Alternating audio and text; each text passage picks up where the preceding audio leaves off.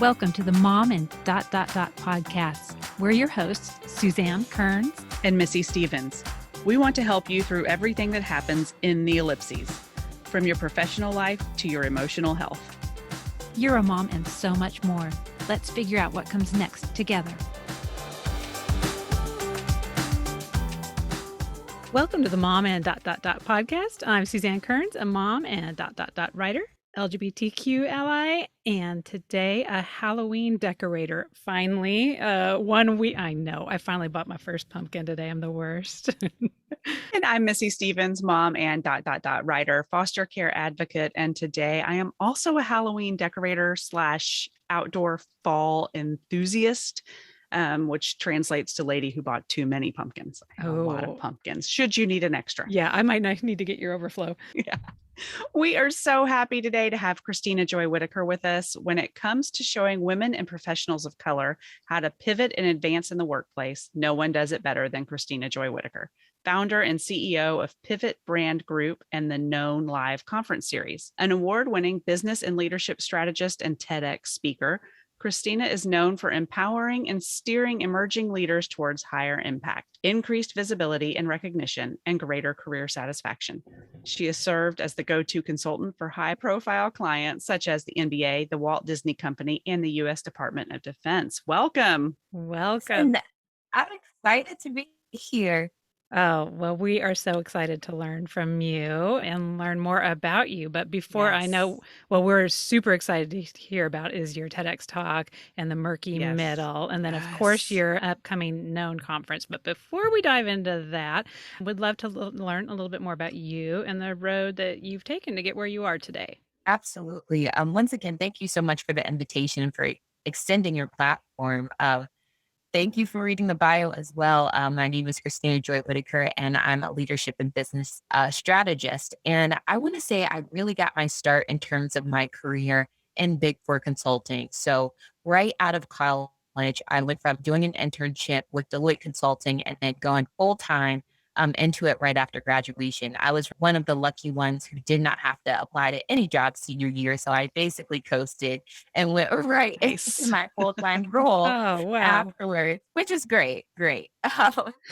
But during that particular time, that's when I got so much experience very quickly in terms of working with people, in terms of learning my strengths, learning my skill sets, and really honing in on what I would become later on.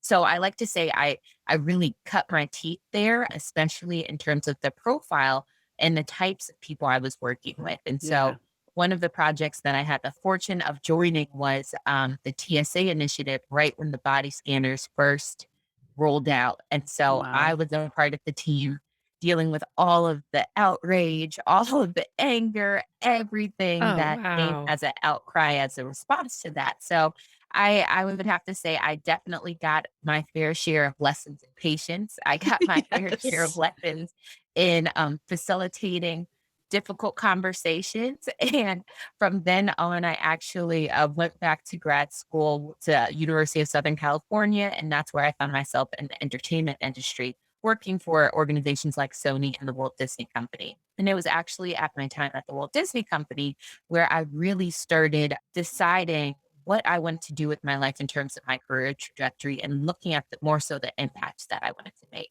What I had realized up until that point is that in all of these roles that I was in, while I was in roles really geared towards communication and helping executives, what I would do in my off time or at lunch breaks was really coach women. I would help them in terms of figuring out what is it that you are really passionate about in your career, how to negotiate a higher salary, how to advocate for yourself in the workplace. And so many people would tell me, Christina, like you should do this.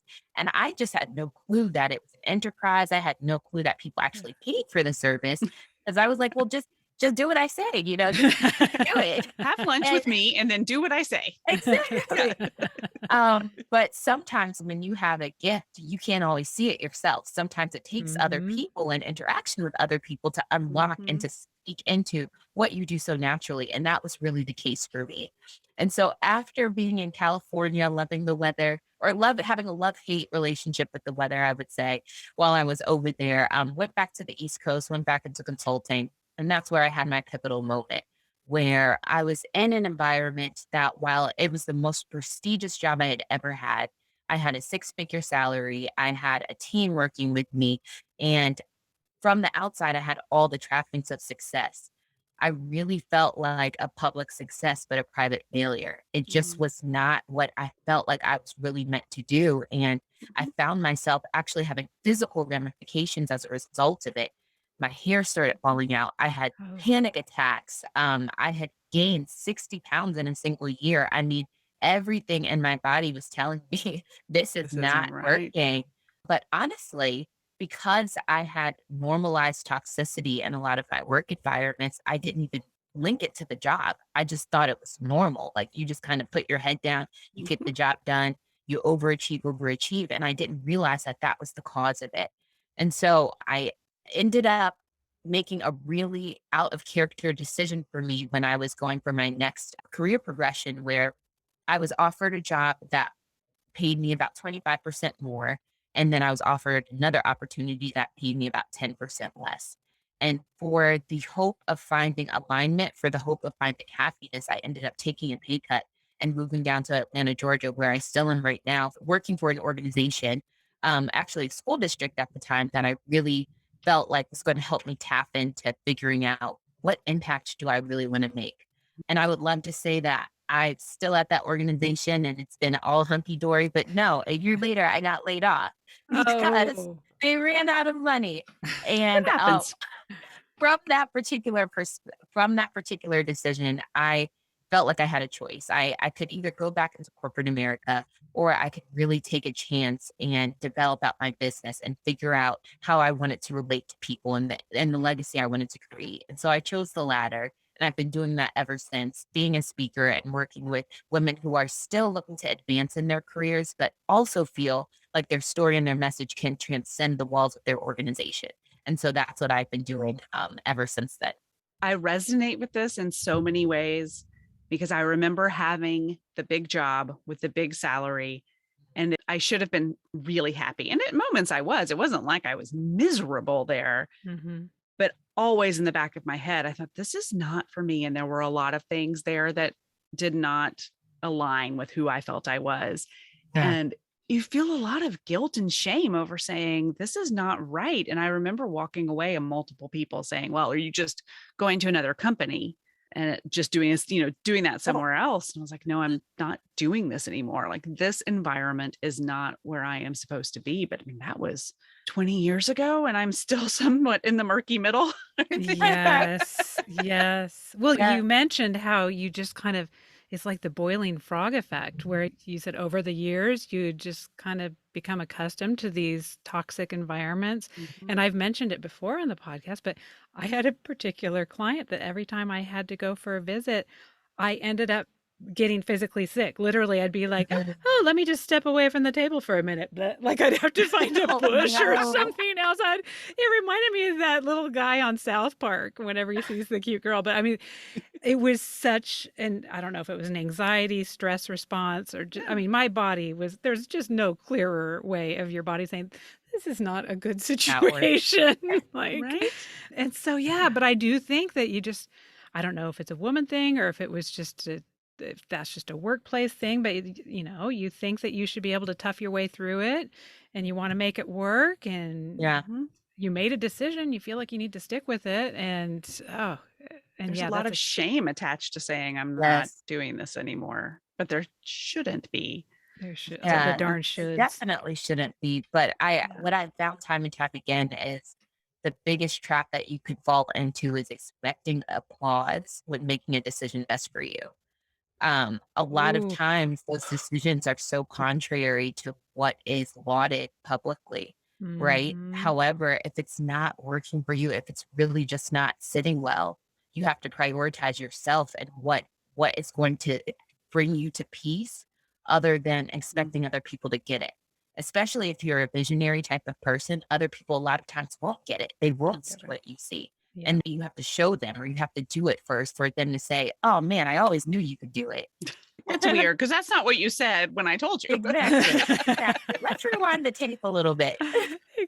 That's such an important point as far as like, no one's going to applaud you for doing this thing. Because in a lot of cases, you're inconveniencing them a little bit. Either you're stepping away from a job that they need to go, fill your place, or maybe it's a decrease in household income if you're with a partner. And so, yeah, that is tricky. And the things that usually are the toxic things are the things that do get applauded, I have found.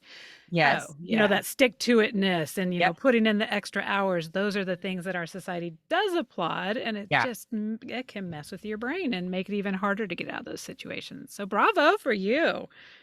Yeah. Well, thank you. Bravo for you as well. Similar decision. It's not easy. It's not easy to come to that conclusion. Yeah. Exactly. No, it's not. And we want to talk a little bit about that murky middle place and how you came to define it as that. For those listening who have not watched your TED Talk, I highly recommend. We'll link to it in the show notes. Like it's 15-ish minutes, I think. Some of the best 15 minutes you will spend. And if you are a woman in the workforce, you're going to resonate with it deeply, probably. So tell us a little bit about the murky middle and what you do there and how you get past it, through it. Absolutely. I had the pleasure of giving a TEDx talk during the pandemic when everyone was still kind of quarantined. But I knew and I really felt like it was time for me to release this particular message, mainly because during that particular time, I work with very high achieving women. And I kept getting the same questions and the same instances and the same occurrences over and over again. And a lot of what they were saying paralleled my own experience, where I distinctly know that there were times in my career journey that I struggled with the imposter syndrome. And for anyone who's not familiar with what the imposter syndrome is, it's the collection of feelings that make you feel as if you're fraudulent or like a fake in some area. A lot of times it's in the workplace, but sometimes it's even in your personal life. And for some reason, you always feel like you're going to be found out or that people are going to realize that you're not as smart as you claim to be, or they thought that you were, or you're not as qualified, you're not as capable. For some reason, you don't belong in a particular space. I can distinctly point to instances in my history, and so could my clients, where I really did resonate with that persona. I resonated with that feeling. And I felt like I had to do a lot of work in terms of reminding myself of my skill set, reminding myself of my expertise and my gifts in order to help combat those particular bouts of the imposter syndrome. But then I also know when I got into the habit and practice in raising how I spoke about myself and how I saw myself, there was another point in my career where it's not that I felt like I didn't belong or I didn't deserve certain opportunities. That's not what I was grappling with.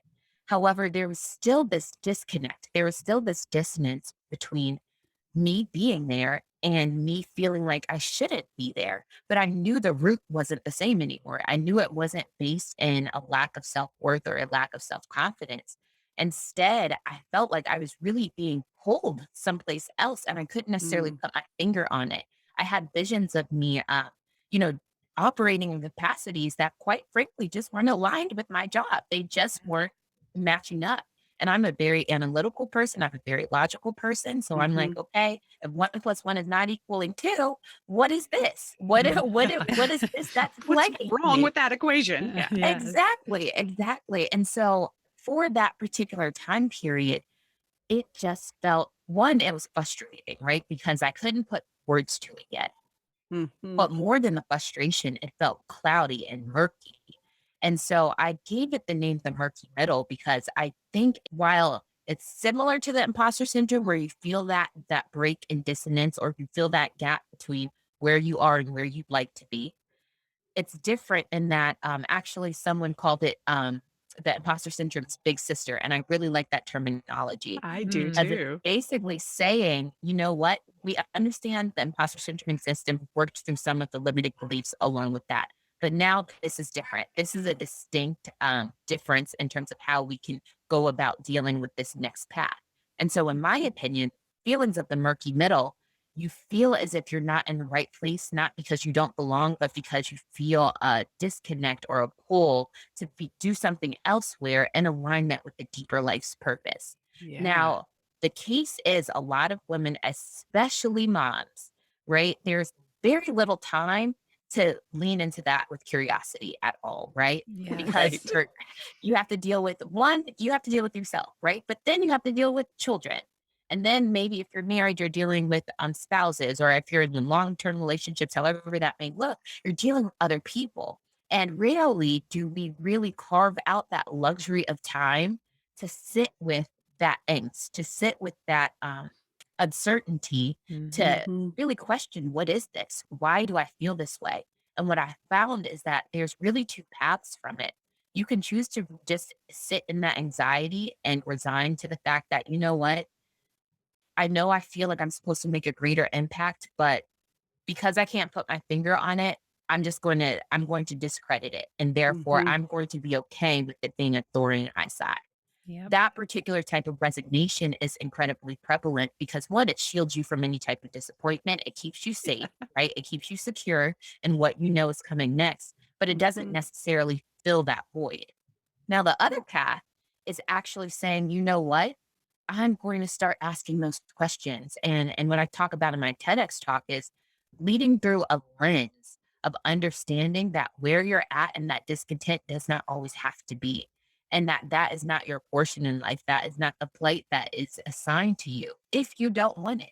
However, you can Yeah. very well accept it, but you don't have to, right? Yeah. And Mm-hmm. so understanding that there is hope and there is opportunity for you to lean in and having that fixed mindset opens you up to the ability to look for opportunities, to try new things, and it gives you more of a grace to evolve into that person that you see yourself Mm. becoming. Oh my gosh. I just want to cut that clip out and just play it on repeat every day. Like, Yes. you know how some people have like a fight song that they use to get ready for the day? I'm like, no, I just need that. Just need that played Mhm. on a loop. It nails it. It nails Yes. it. I mean, That concept of not only having hope, but giving yourself the grace to evolve. Yes. Moms don't do that. Oh. mhm. I mean, we're learning, but moms traditionally have stayed in places where they're not comfortable because of what you say. It's just sometimes it's the evil Yeah. is easier to deal with than what might be on the horizon. Yeah. And I Yeah. think one of the reasons we started the podcast is because Missy and I determined that we had kind of been in this place where we'd been either playing these roles or we've Mhm. just been really concentrating on making sure our kids are in school or safe or Fed. whatever, wherever they're supposed to be, that you almost just lose sight of even what is that. So you have this feeling that this is not right. You're in Yeah. the murky middle, but yeah, that question of like, I don't know what it is, and letting yourself feel that discomfort and being able, take that next step to actually just sit there and be quiet and try to figure out what it is. But I got to think you also offer this amazing service called a personal brand audit, which I've got to think, I want to hear a little bit more about it, is a big part of really understanding yourself better to be able to lean into that question, and Yeah. give yourself the permission and time and space for that. So can you talk a little bit about what that looks like, and even, not necessarily in a job, even for a stay-at-home mom, taking a look at what that means for her? Yeah. I think there's so much depth and beauty in surveying what already exists. and Mm. and looking to see what have you already put out there? What do you already say about yourself? What do you already believe about yourself? And the reason why that's so important is because it helps you point to areas that you don't feel fit anymore. So maybe a lot of your identity has been wrapped up into mommyhood and taking care of your children, but maybe there comes to a certain point where they're a little bit more self-sufficient and you might have a little bit more time, or might have a little bit more time to discover. That same identity evolves with you, right? But sometimes Mhm. we don't know what to do with it. And so in a lot of instances, just seeing, hey, let's see what's out there. How are you presenting yourself? And is it an accurate reflection of who you actually are? A lot of Mhm. times we will talk about ourselves and we diminish the way we speak about ourselves, mainly because of what we fear other people will say. We fear the Ooh. perception of other people, especially on social media platforms like on LinkedIn or Instagram. We fear that if we're authentic or we actually say what we believe, or if we actually like quote unquote brag about your accomplishments, that other people will have a negative view of us. But what I always tell my clients is you really have to prioritize the impact that you're supposed to make over other people's perceived judgments of you. That's what's Ooh. going to allow you to have that peace at the end of the day. If we continue to only give parts of ourselves or fragments of ourselves, and we know that we're made and capable of so much more, then you're essentially lying to yourself. Then you really are an imposter, right? Because you aren't the person that you know you're supposed to be. And so Oof. truly, you are embodying what it means to be a fake. You're not being Yeah. true to yourself. And so the audit helps you really start, at least I mean, it's a very, that particular thing is like an entry level, get to know me, let's get on the calendar. It cracks the shell. That's what I consider it doing. It's not going to give you the answers, but it will No. start getting you down the path of thinking, man, you know what? I got A to Z as a result. Why am I only communicating A to B? Like just for the sake of other people. It's really starts identifying some of these toxic habits and some of these negative thoughts that we take to ourselves and we almost make pets. We adopt them as our own when we really shouldn't. Oh, that's I so mean, good. I I am know. We're like, we need a sort of 15-minute speechless, break just to get ourselves together. but I think that is just the kindest but toughest love. That Mhm. Mhm. idea of cracking the shell is, I mean, that's hard. Yeah. Yeah. Yes. There's I know you mentioned a little bit earlier how there's so much shame sometimes associated with making a decision that is right for you, but might not be right for everyone else. And Mhm. what I found is in these conversations, it's just the beginning of getting comfortable with that. It's the beginning Mhm. of understanding that it's okay if not everyone is applauding you. It's okay if not everyone gets it. And what's a lot of times hardest is when at times the people closest to us don't get it, right? Because we want to bring them along, we want to bring them on this journey, but they won't always get it right away. And so then your responsibility is not to throw it away, but instead weigh your options and say, how do I continue to be true to this while understanding that they might not be with me initially, but at the end, the goal is they'll see it. They'll see it. But it takes you to make Mhm. the decision to continue to go down the path, to continue walking it through. Because the second you abandon it, the second you let it let it die, that's what they're going to hold true for their Ooh. perspective of how much you thought of yourself, of how much stake you put into the vision. Ugh, yeah, I never even thought of that. It makes it that much harder the next time you're like, "No, this time I'm really gonna do it." And they're gonna be like, "Oh, sure you will." And that just Yeah. Yep. puts more imposter syndrome on you, like, maybe I am Yeah. not really what I think I'm gonna be doing. Oh my Yeah. gosh. Yeah. And Never thought of that. sometimes you might already have that trail, right? Like maybe you got struck with different passions or struck with different things and, Right. tried a lot of things. Maybe that is your history, but that doesn't invalidate where you're at, right? And so I think something that's just really important, especially when you're shifting to a different level in terms of your impact, is really what helps is trying to pinpoint what is the transformation that you're looking to create in other people. That's how we see if something is going to be sustainable or not. Because typically we are crafted as individuals, not just for ourselves, right? It's typically to help impact other people in some way. It could be Somewhat. business, it could be at home, it could be your children, it could be in so many different ways, but helping to give voice to that transformation that that you can provide on a consistent basis is what's going to allow you to really start looking for opportunities that help feed that narrative rather than the I don't know what to do narrative. Oh, Right. love that. Love that. And Ooh. I do think that, I mean, cracking the nut, starting that personal brand audit helps. It feels like step one of getting unstuck. Mhm. And then there's the either battling our imposter syndrome or the doubts that might be brought to us by people closest to us, or Mhm. or in some cases, I'm one of those, oh shoot. what is it? The Four Tendencies with Gretchen Rubin. I'm the person who, the people closest to me, like I'm okay if they're like, I don't think so.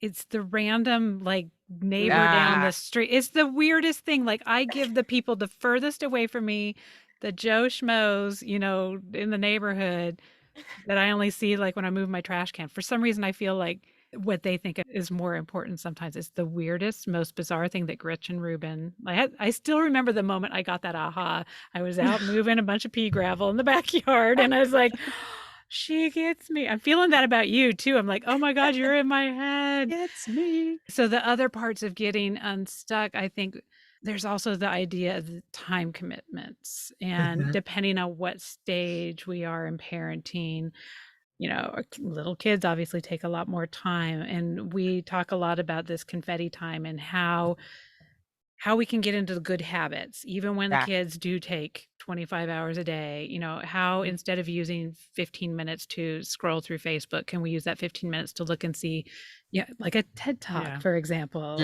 on the murky middle, or can we use that to see if there is a conference coming up that maybe we could do virtually, or even just reading an article. So I'm just really curious about when time is tight, but someone is over some of those first few hurdles about getting unstuck. How can they work some of these exercises into their day-to-day life, in those confetti pieces of time? Yeah, I think that's a great question. And before anything, especially when considering moms, right? Time is really tight. And I would say in those moments that you do have free, first, before even in any type of process of discovery, you have to look at your quality of rest. It is very hard to take the time to do any self reflection when you are fatigued and tired. You do not have clarity of thought, you don't have clarity of space. And so, what I would really look at is first start quite frankly, and I don't say this to everyone, right? Because not everyone falls in the mom category, but I would say, especially for moms, try to reclaim that time of rest. And so, looking at it to say, okay, will it actually be restful and recharging for me if I watch this Netflix series? Or will it be better if I go to sleep? Will it be restful and recharging for me if I take the shower? Or should I take a bath instead? Whatever it is, you know what I mean? Really actually taking under a fine tooth and examining what's going to give you that life or that energy or that peace or that rest for a longer term, because that allows you to maximize that time so it extends. So instead of doing something that actually drains you, you're maximizing the restfulness that comes out of it. I think that mentally allows you to be more in a space where ideas start to come, where you start seeing and your vision starts shifting about you thinking about opportunities very differently. So, whereas maybe when you're tired and fatigued, if someone's asking you to take on something that you might really want to do, but you're like, no, I'm just tired, you're not going to see it. You're not going to, you are physically tired. However, if you are getting quality rest and someone comes with that same opportunity, you might answer very differently, where it's like, you know what? I am kind of still tired, but I want to investigate this. It's a willingness to participate. It's a willingness to go beyond. And I also think there gets to be a time where sometimes you're just tired of the annoyance. You're tired of feeling. The reason why I even got down this path in terms of speaking is because, quite frankly, I kept seeing this random vision of myself speaking on a stage.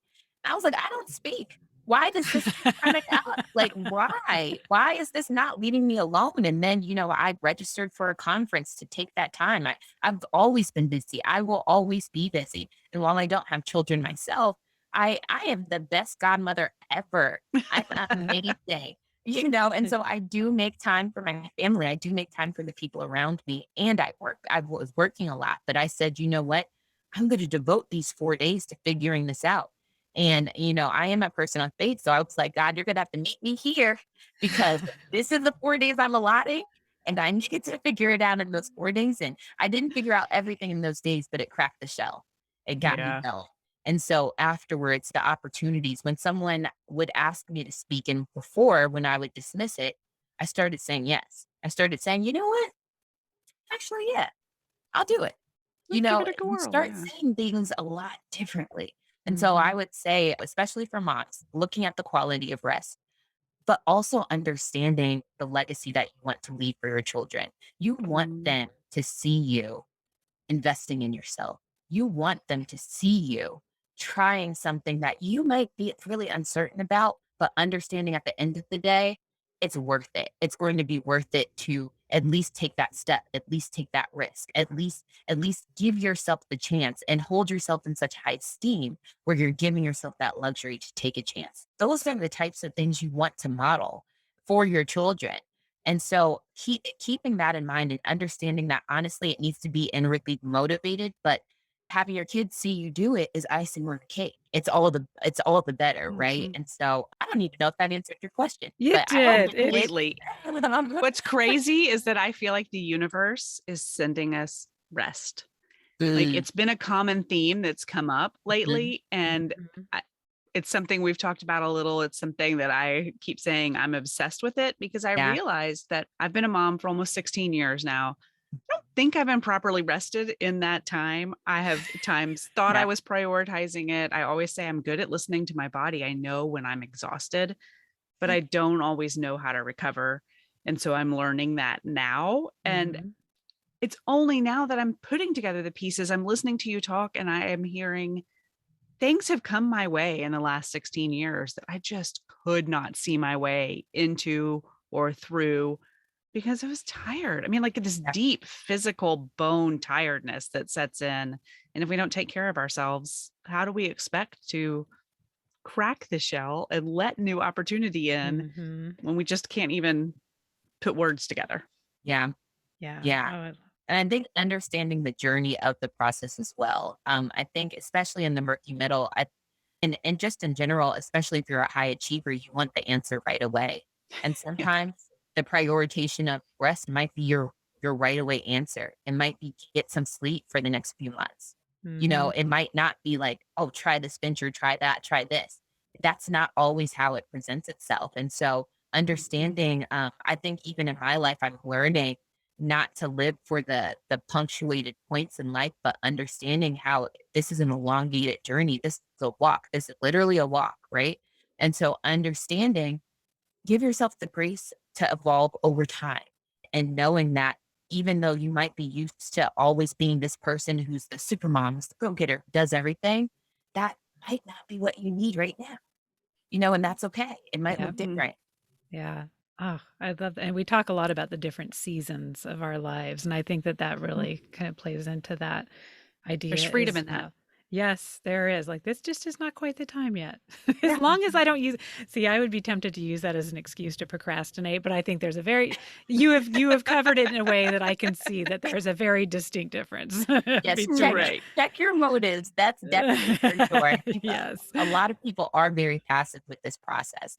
And the thing is, passivity will get you nowhere in this process. You do have to participate. You have to take a risk and Mhm. participate, right? Hmm. But with that participation, it just may not look exactly the way you think. I would say the life that I'm crafting right now, had you just told me or just informed me what it would be 10 years ago, I'd be like, no, like I was the queen of stability. I was the queen of the 401k. I like Mhm. stable. I like stability. I like my checks every Yes. 2 weeks. I don't like having to go look for leads or clients. I would have called you a lie right to your face. Yes. That would never be me. Right. Even in terms of, I distinctly remember in college, this business owner came in and she showed the path to success, and it looked like a roller coaster. And I said, "Oh no, that's the Mm. path that we're planning. That is not my life. I am only going up on a straight, straight line." And so, I mean, it's funny now looking back to see how my mindset has evolved with it. But, just the same with this particular journey and this process of discovery, it is indeed that it is a process, but it does require your participation. It requires you to say, yes, I'm going to actually put attention to this. And if you don't have the time, maybe investing in the time, maybe investing in a retreat, maybe getting a staycation in the same city of where you live, but just like canceling everyone out. It could look very differently for different people, but understanding Yeah. that you owe yourself the time. You are entitled to that time of Yeah. discovery. Mhm.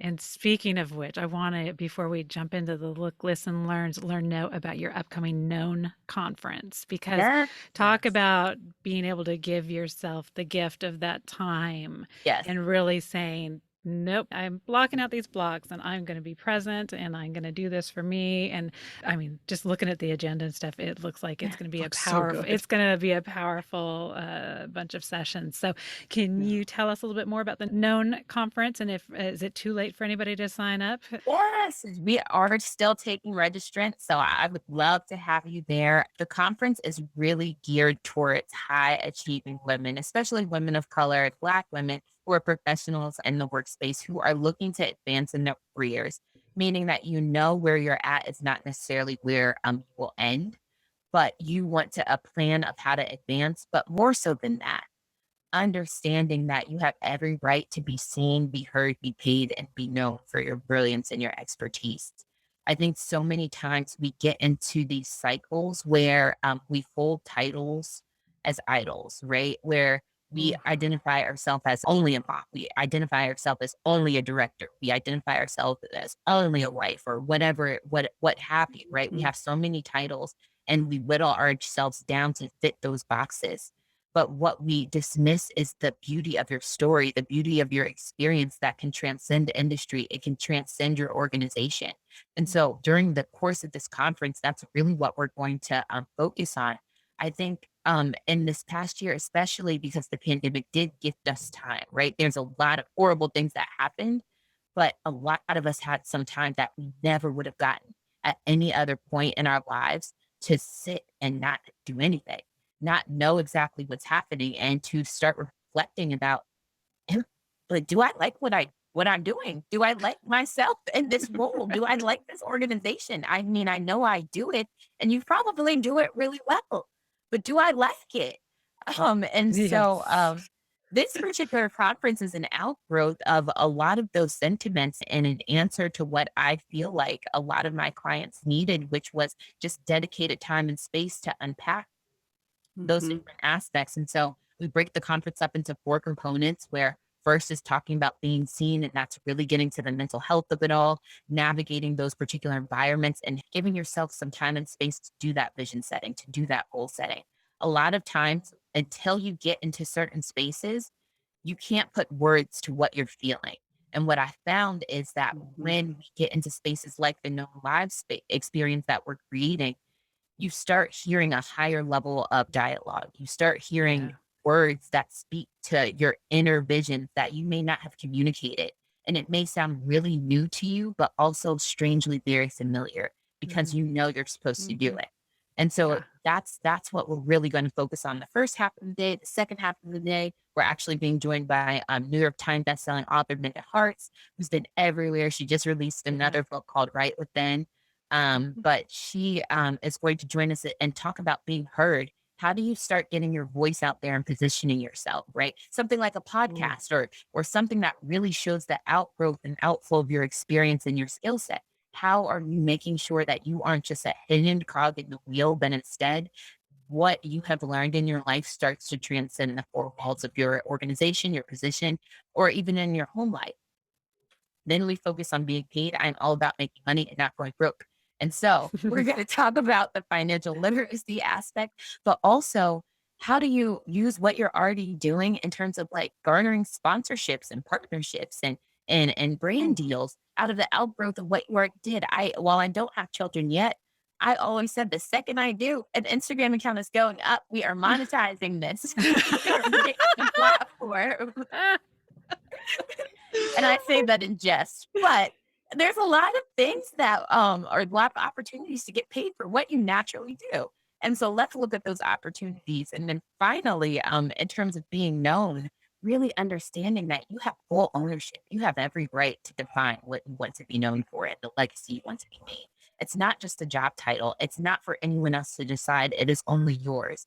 And so how do we really start cementing that legacy and launching in a way that's going to allow you to have the platform and have the visibility, but also allow people to have an invitation to understanding what you believe and what is important to you and your thought leadership, your patterns of belief. I could care less if someone has 1 million followers. What I do care about the value of what you say. What I do care about is that your depth of experience. And so that's what we're going to focus on. God, Oh, I mean, my heart's pounding a little and my stomach flipped. Just the idea of that we have, it's all up to us. We have the ownership of this. We can decide. Yeah. And that there are people like you out there to help. Because Yes. I mean, I'm listening to you say it. I'm like, yes, but I don't know how to do it. And so I'm so thankful for you. So now Yeah. for people who do want to go, what is the best place, A, to find you, and then also where to sign up for the conference? Great question. So for anyone who would like to sign up for the conference, you can go to www.knownlive.com. That's KNOWNLIVE.com. You can also find me on just about every platform. I'm on Instagram at Christina Joy Whittaker. I also love LinkedIn, so you can look me up, send me a DM, let me know where you came from, and I'll be sure to connect with you back on LinkedIn, Christina Joy Whittaker, also on there. On Twitter, I am not as good at updating my Twitter, but you can find me there as well at the Christina Joy. And we'll put all the links to those in the show notes too, for in case somebody's driving, not able to write those down right now. So yeah, we'll have those links. So you know what? I'm kicking myself because, well, no, I'm not kicking myself because every single second of this was really valuable. But I also, you do so much work around supporting diversity in the workforce. And we really want to talk to you about how even moms who are not in the workforce can do that by, you know, I had a call out on my PTA board as I was leaving one year, just being like, look around the room, ladies. You know, y'all look pretty similar. Pretty Yeah. Yeah.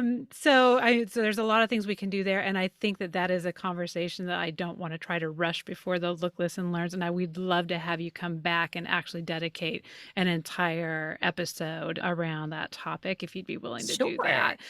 So yeah, so we will get that on the calendar because I really want to hear about the work that you're doing around that and making sure, especially as white ladies, that we're doing our part, making sure that we are supporting all women in the workforce and also in the PTA or, you know, in the school pickup line, wherever it may be. So who talked to us recently? So every time I bring up something we learned on the show, I'm like, who was that? It's just, they're all amazing.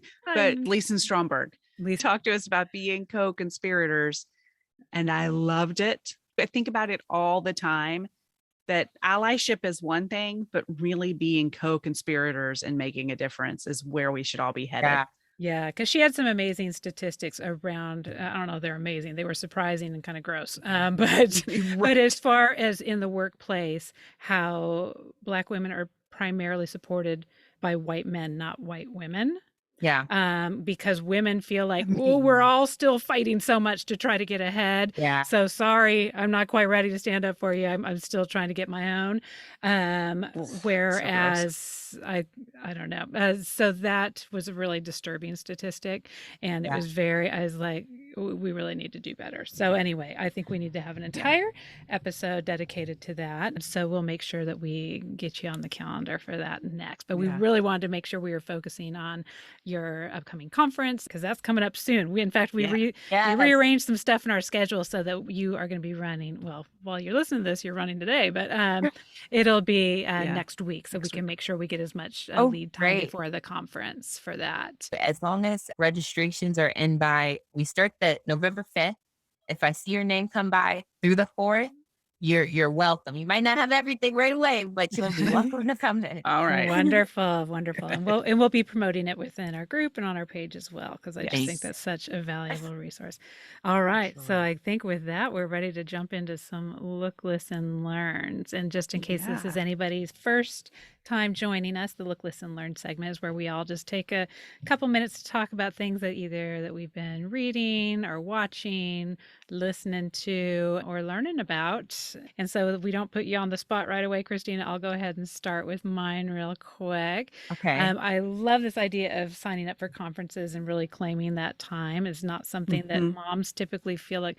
For the longest time, I didn't do it because I thought, well, I'm not bringing any income. So, you know, why am I going to pay?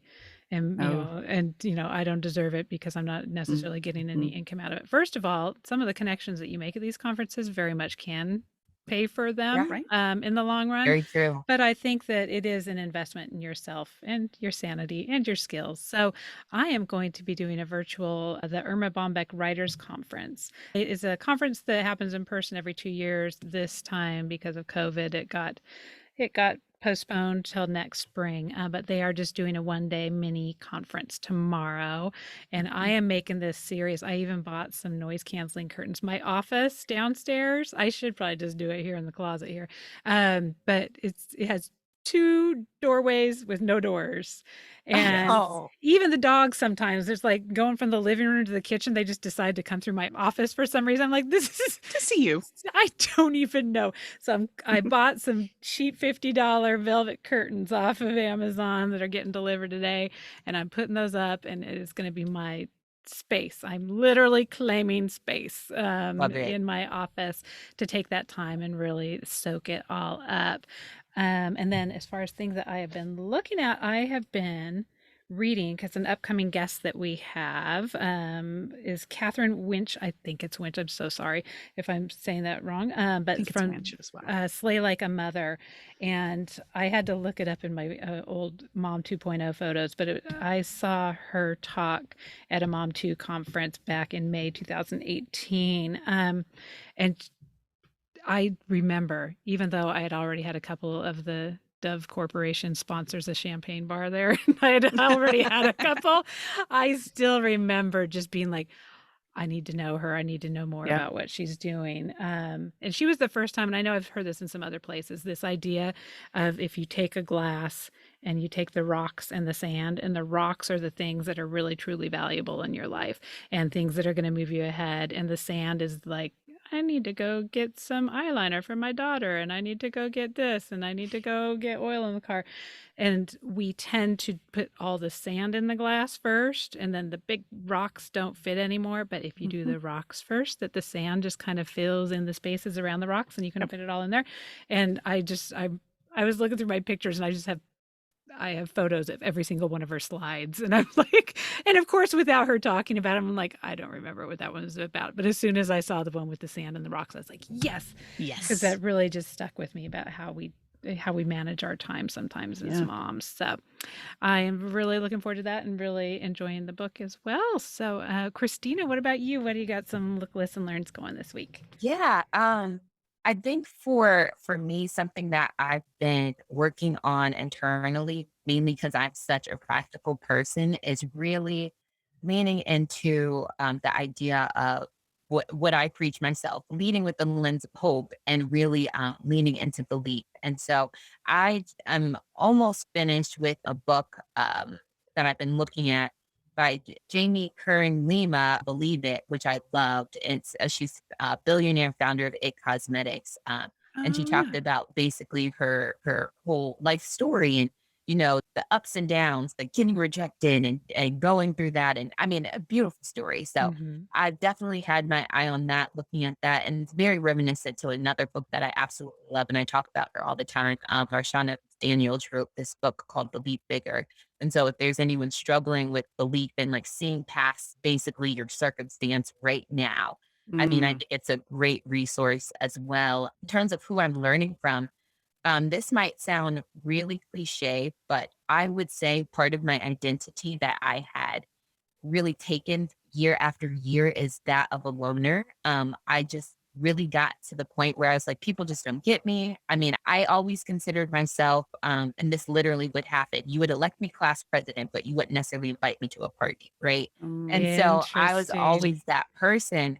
And so, but recently, especially in the past few years, I've put so much value and stock in the friendships that I've had and really trying to listen to what they are speaking into this particular season in my life. And one of my dear friends, Reese Dennis, she's actually a strategist for moms as well. It talks about mom life and with her daughter and everything. But a lot of what she says just really touches me and resonates to me in terms of encouragement and everything. So she's someone I'm really learning from, looking at and seeing how she's taking this process to of discovery of her own and just well, a lot of times we need to reignite each other. So I just Mm-hmm. love that I'm able to learn from a lot of my friends, my personal relationships in this season. Oh, I love that. I am looking her up. Okay, terrific. And we'll also link to her information and Yes, she the is book in the great. show She's notes. great. And that kind of goes back to being co-conspirators. Like, we can learn from the people around us and lift each other up and pour into each other in ways where, you feel like you're lacking somewhere, and your friend may have that in spades and can help you see that. Yeah, absolutely. Oh, I love those. What about you, Missy? Are you listen, learning? Yes, I wanted to share. Suzanne and I have a mutual friend, Leanne Torres, who is an incredible artist. I got this one. We should. This is remember podcasts are not a visual medium. So what are you showing, I'm holding Missy? up a picture of Leanne's macarons. How do you say that? Macarons. Macaron. Yes.